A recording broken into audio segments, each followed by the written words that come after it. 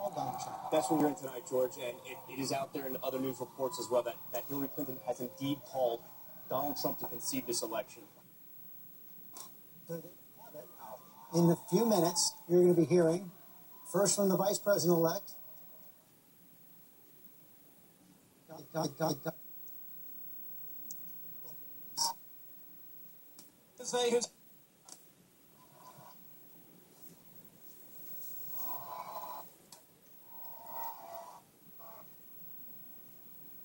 Spoken, and the American people have elected.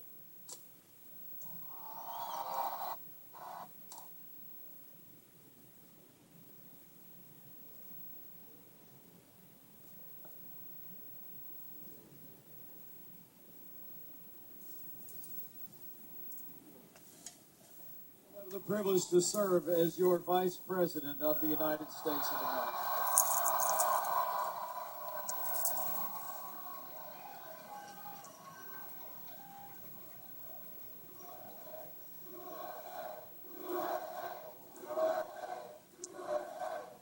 I come to this moment deeply humbled, grateful to God for his amazing grace. Grateful to my family, my wonderful wife, Karen, our son, Michael, and his fiancée, Sarah, our daughter, Audrey, far away, and our daughter, Charlotte. I could not be here without them.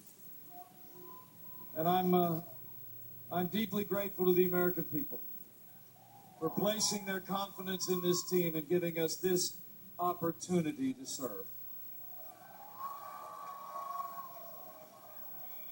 And I'm mostly grateful to our President-elect, whose leadership and vision will make America great again.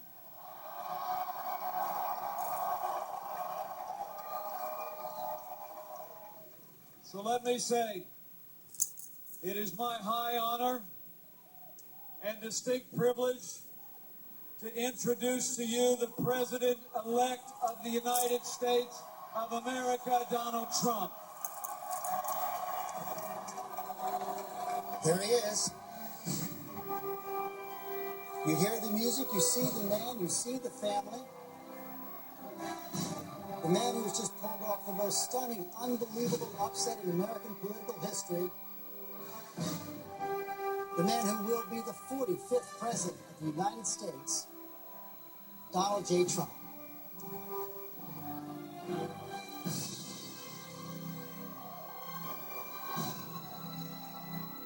Matthew Dowd.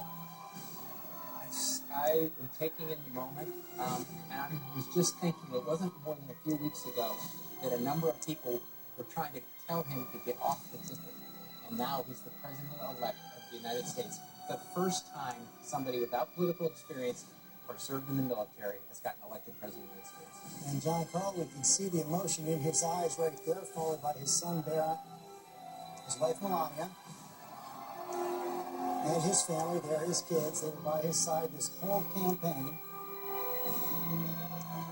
He said he could do it alone, but he had them there every step of the way. Yeah, this was a family campaign. He didn't have the big surrogates. He didn't have the big political supporters, the celebrities. He had Trump's. He had his family. He had his wife, he had his children. I'll tell you, I'm not convinced he thought this day would come. I asked him that many times, and you know, I think he may be as surprised as we are. You can see, as I said, the emotion on his face right now, and he's about to take the podium. He congratulates Mike Pence, kiss to his wife. He will be the next president, Tom Yamas. We talked about that right at the beginning of the night. Whether he believed it at the beginning, it has happened now. It has, and as John was speaking, I was wondering where he goes once he becomes president. If he stays at Trump Tower or goes to the White House. Let's listen. Thank you. Thank you very much. Sorry to keep you waiting. Complicated business. Complicated. Thank you very much.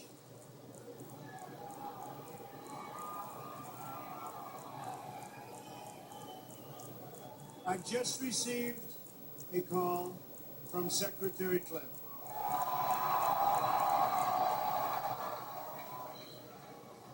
She congratulated us, it's about us, on our victory. And I congratulated her and her family on a very, very hard-fought campaign. I mean, she fought very hard.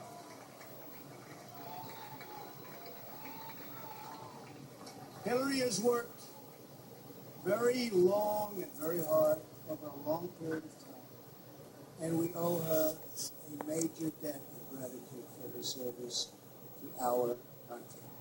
I mean that very sincerely. Now it's time for America to bind the wounds of division. Have to get together. To all Republicans and Democrats and independents across this nation, I say it is time for us to come together as one united people. It's time. I pledge to every citizen of our land that I will be president for all Americans, and this is so important to me.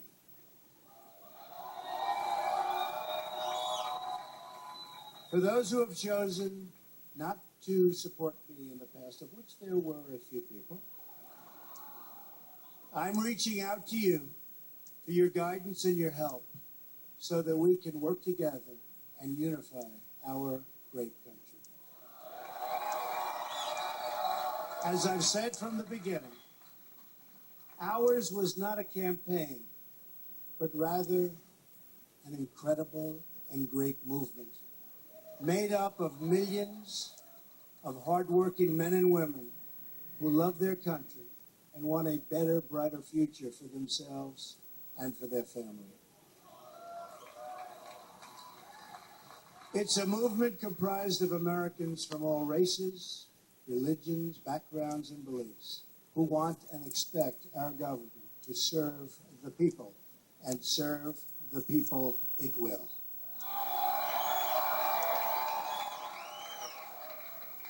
Working together, we will begin the urgent task of rebuilding our nation and renewing the American dream.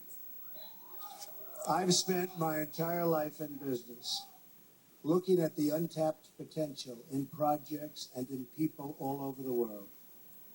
That is now what I want to do for our country. Tremendous potential. I've gotten to know our country so well. Tremendous potential. It's going to be a beautiful thing. Every single American will have the opportunity to realize his or her fullest potential. The forgotten men and women of our country will be forgotten no longer.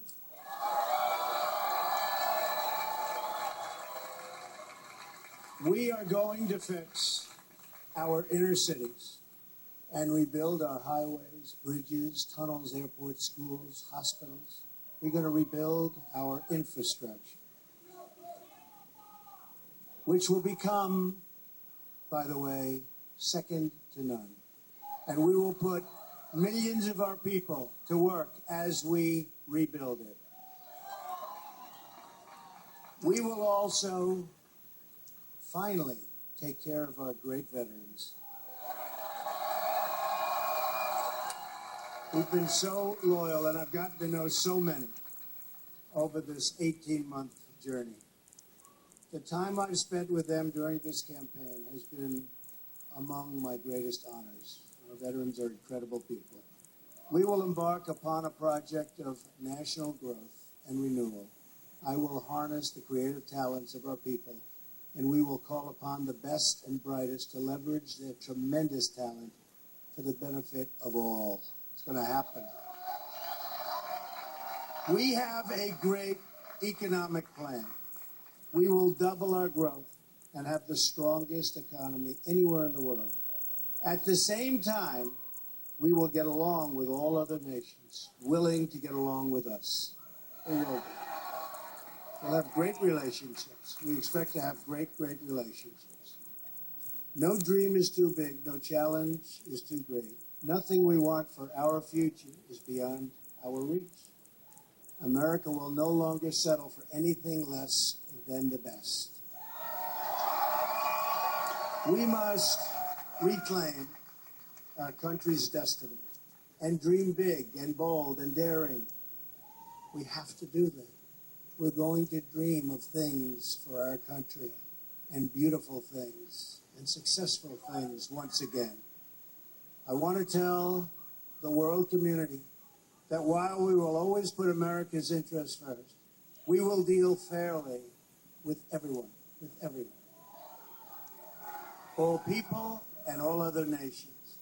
We will seek common ground, not hostility, partnership, not conflict. And now, I'd like to take this moment to thank some of the people who really helped me with this, what they are calling tonight, very, very historic victory. First, I want to thank my parents, who I know are looking down on me right now. Great people. I've learned so much from them. They were wonderful in every regard. I had truly great parents. I also want to thank my sisters, Marianne and Elizabeth, who are here with us tonight. And where are they? They're here someplace. They're very shy, actually. And my brother Robert, my great friend. Where is Robert? Where is Robert? My brother Robert. And they should all be on the stage, but that's okay. They are great. And also my late brother Fred, great guy, fantastic guy. Fantastic family. I was very lucky. Great brothers, sisters, great, unbelievable parents. To Melania and Don,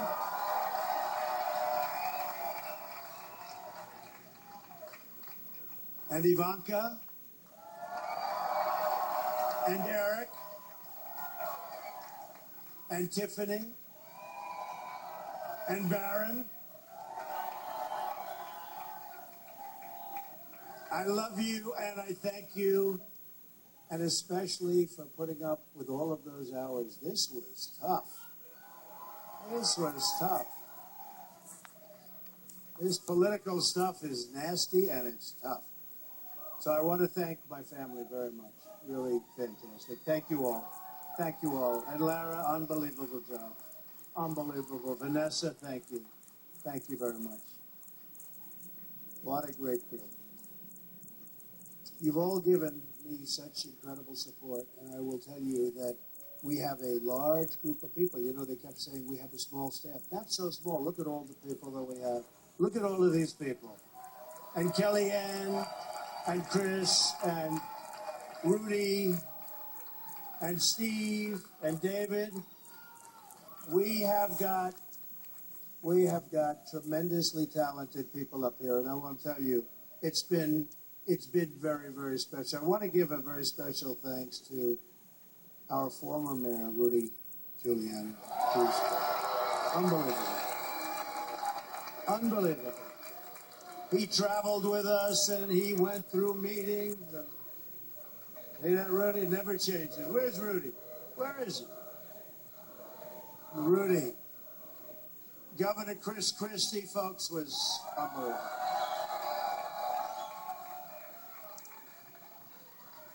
Thank you, Chris. The first man, first senator, first major politician, let me tell you, he is highly respected in Washington because he's as smart as you get. Senator Jeff Sessions. Where is Jeff?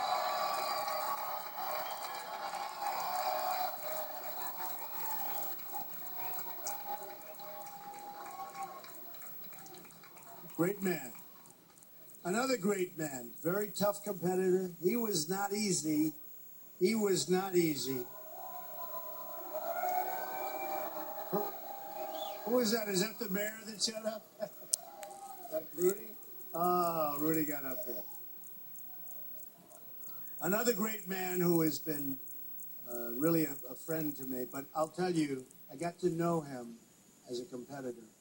because he was one of the folks that was negotiating to go against those Democrats. Dr. Ben Carson. Where's Ben? Where is Ben?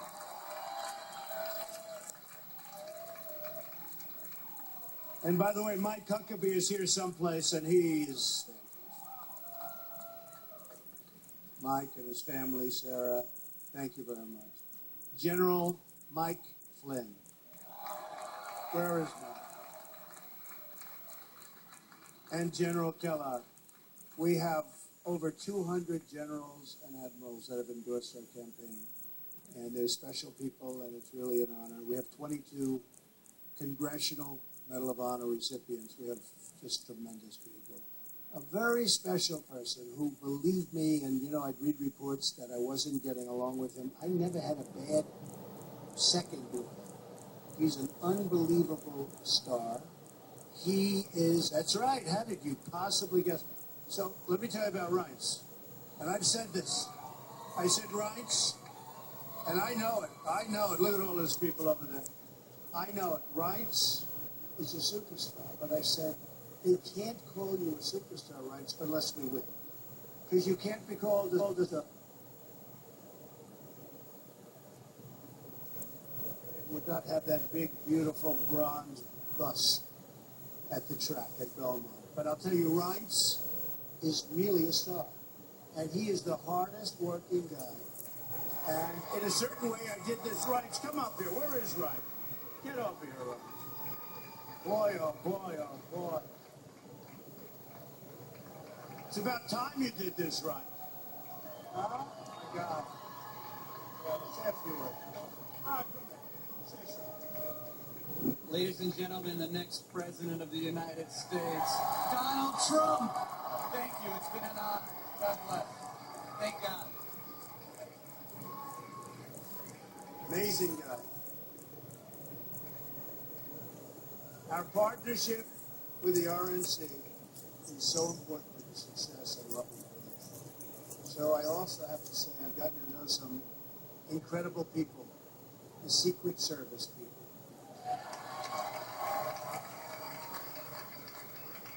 They're tough, and they're smart, and they're sharp, and I don't want to mess around with them, I can tell you. And when I want to go and wave to a big group of people and they rip me down and put me back down in the seat. But they are fantastic people, so I want to thank the Secret Service.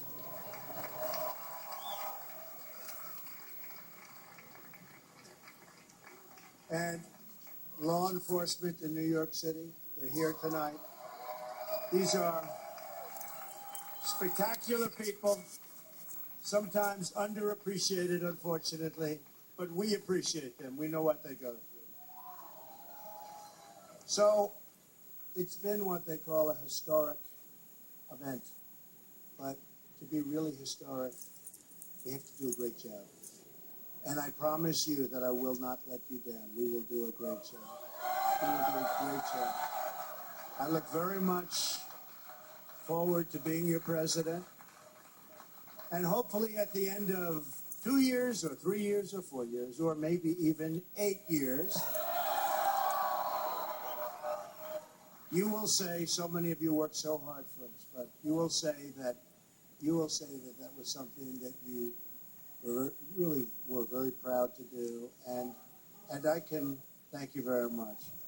And I can only say that while the campaign is over, our work on this movement is now really just beginning.